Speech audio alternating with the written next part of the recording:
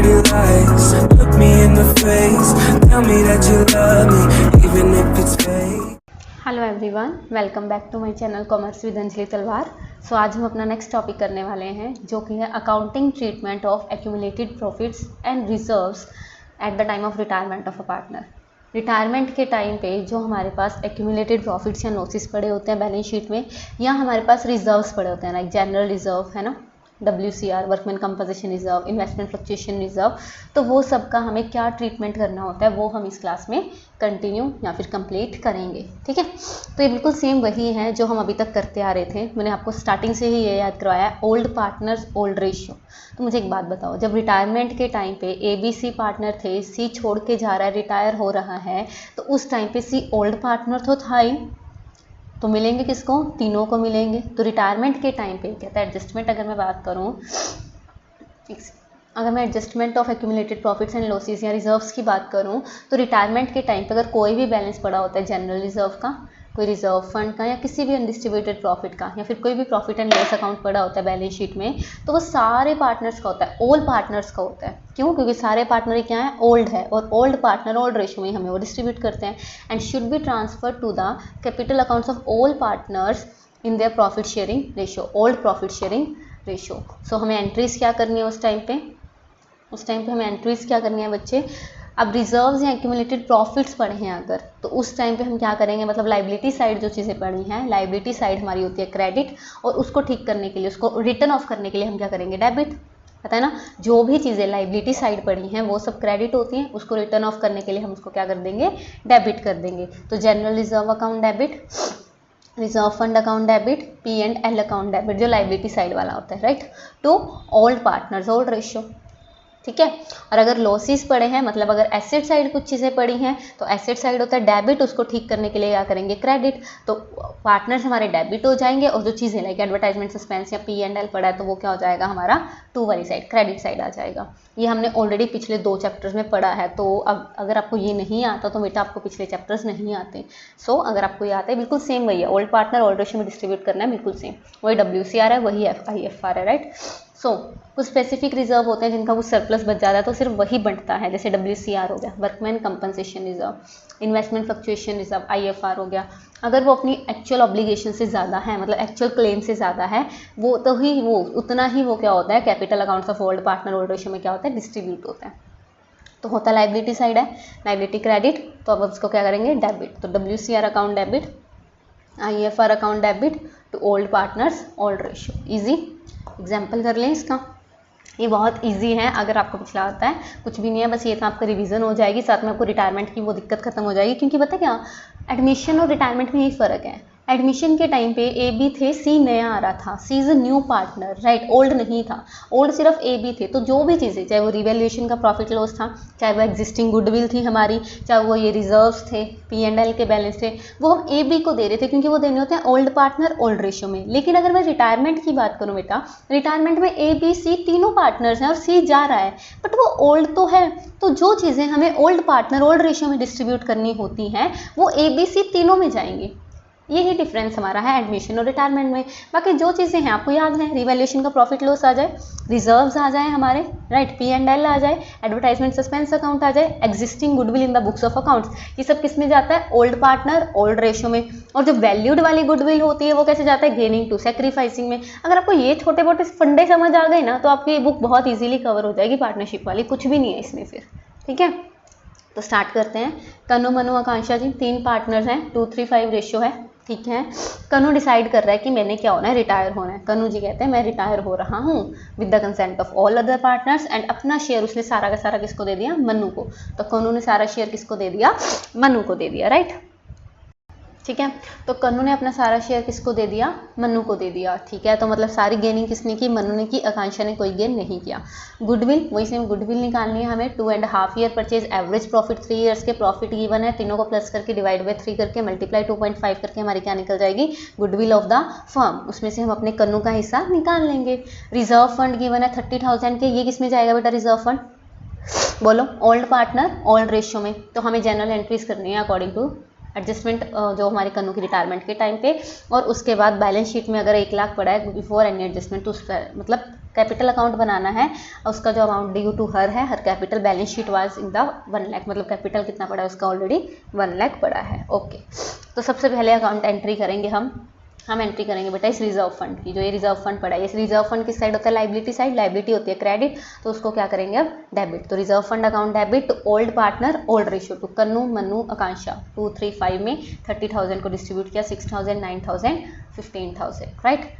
अगर आगे बात करें तो गुडविल कैसे निकालनी है, गुडविल आती है निकालनी, इसमें है नहीं मुझे लगता है, वर्किंग नोट मिस हो गया, चलो कोई बात नहीं, वैसे आपको आनी चाहिए, मैंने सिखाई दी आपको इसमें। तो गुडविल कैसे निकलेगी, 50,000 plus 70,000 plus 60,000 divided by 3 multiply 2.5 2.5, तो हमारी क्या आ जाएगी गुडविल। उस गुडविल में से हम किसका हिस्सा निकालेंगे बेटा, मन्नू का, कौन रिटायर, सॉरी कन्नू का, कन्नू रिटायर हो रहा है, तो कन्नू का हिस्सा कितना है 2/10, तो अगर उसका हिस्सा निकालते हैं तो वो क्या आ जाएगा 30,000, इसको सॉल्व करके देखना 30,000 आ जाएगा। तो गेनिंग टू सेक्रीफाइसिंग, गेन कौन कर रहा है, पूरा सारा शेयर किसको मिल रहा है, मन्नू को, मन्नू टू कन्नू 30,000, ठीक है। और अगर कन्नू का कैपिटल बनाते हैं तो उसका बताया क्या था उन्होंने कि ऑलरेडी 1 लाख पड़ा है, रिजर्व फंड का उसको 6,000 मिलेगा, ठीक है, और 30,000 की उसको क्या मिल रही है, गुडविल मिल रही है मन्नू से, ठीक है। तो इन टोटल करके 1,36,000 उसका क्या आ गया, उसके लोन अकाउंट में जाएगा। रिटायरमेंट में ये ध्यान रखना, कभी भी रिटायरिंग पार्टनर का टू बैलेंस सीडी नहीं बचता। बैलेंस सीडी बचने का मतलब क्या है कि उसकी कैपिटल में आ जाएगा लाइबिलिटी साइड। जब वो पार्टनर ही नहीं रहा तो उसकी कैपिटल कैसे रही, तो हमारे पास 2 केसेस होते हैं बेटा, या तो उसके बैंक से पेमेंट कर दो या फिर उसका लोन बना दो। कैपिटल नहीं बनानी, बैलेंस सीडी नहीं लिखना। अब हमने उसका क्या करना है, जो बैलेंसिंग फिगर आएगा, या तो अगर क्वेश्चन में गिवन है कि उसको बैंक से पेमेंट करनी है तो यहाँ पे टू बैंक आ जाता और हम 1,36,000 पेमेंट कर देते।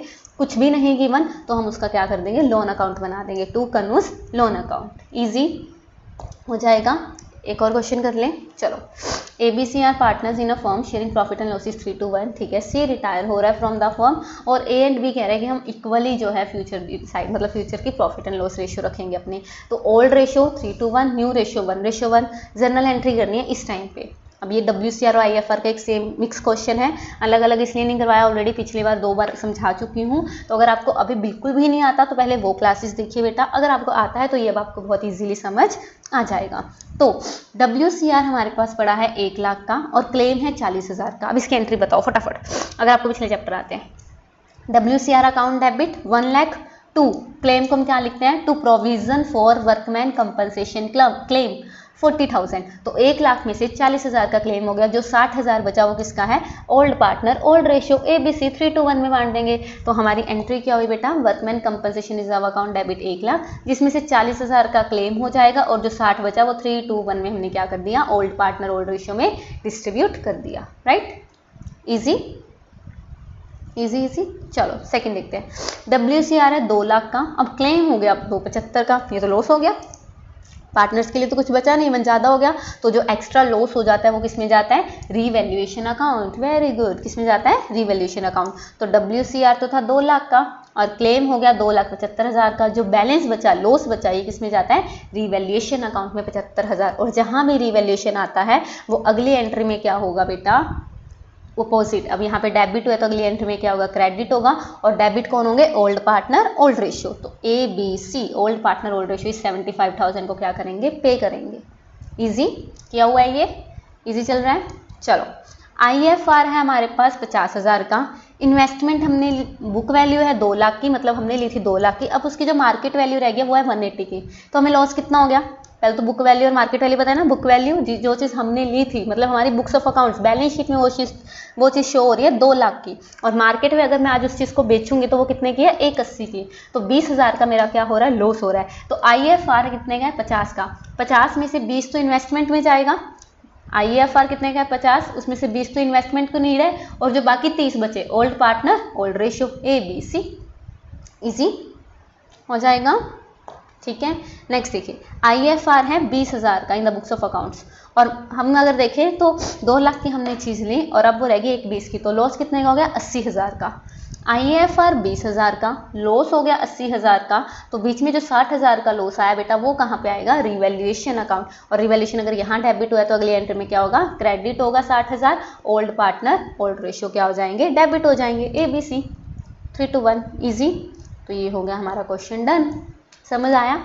तो एक क्वेश्चन आपको बिल्कुल सिंपल करवाया, एक WCR IFR वाला रिवाइज हो गया थोड़ा बहुत, और एक अभी ये आएगा जब ये कहेंगे कि सिंगल एडजस्टिंग एंट्री आ जाए। अब मेरी बात सुनो, क्वेश्चन में आ जाए without affecting the book values, है ना, उस टाइम पे हम जो ये चीज़ें होती हैं वो कैसे जाते हैं, गेनिंग टू सेक्रीफाइसिंग, याद आया, अल्टर्ड वैल्यू शो नहीं करनी, बुक वैल्यूज़ अफेक्ट नहीं करनी, राइट, एक single necessary journal adjusting entry करनी है। तो इस टाइम पे हम क्या करते हैं, जो भी सामान होता है उसको प्लस माइनस करके, लाइबिलिटी साइड वाली सारी चीज़ें प्लस और जो हमारी एसेट साइड वाली सारी चीज़ें माइनस करके जो भी आता है, अगर वो पॉजिटिव आया तो गेनिंग टू सेक्रीफाइसिंग, नेगेटिव आया तो सेक्रीफाइसिंग टू गेनिंग करते हैं। याद आया, ये हमने ऑलरेडी कर रखा है लेकिन यहाँ पे आपको रिवाइज करवाना था, ठीक है।